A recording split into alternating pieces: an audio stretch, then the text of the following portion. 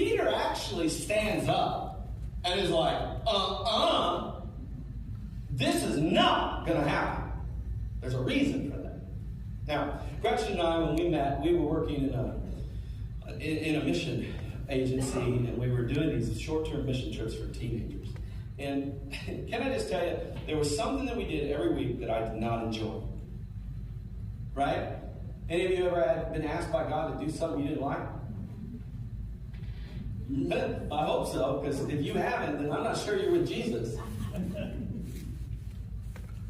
But so at the end of every week, one of the things that this particular organization did to honor Jesus and to point people to Jesus and help people see Jesus better is they would have a worship service, and in this worship service, we would wash the feet of the people in there.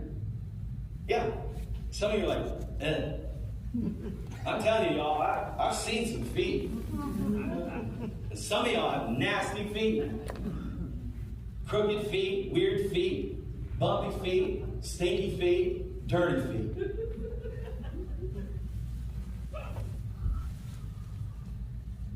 Let me just hold that little.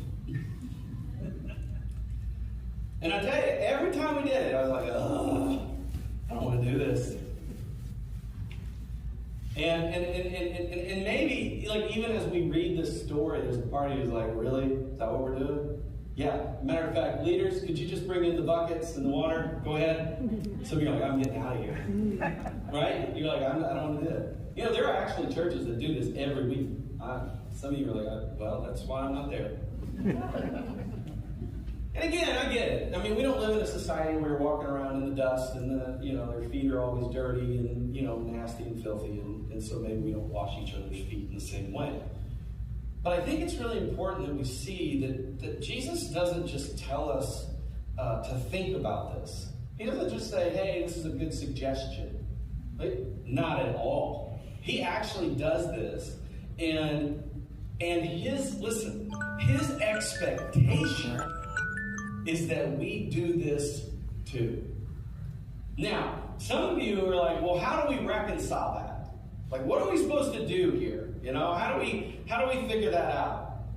Because the action that Jesus is doing, and this is the part of it that's so stunning, is that Jesus is really performing an act or creating a pathway for us that is what slaves did.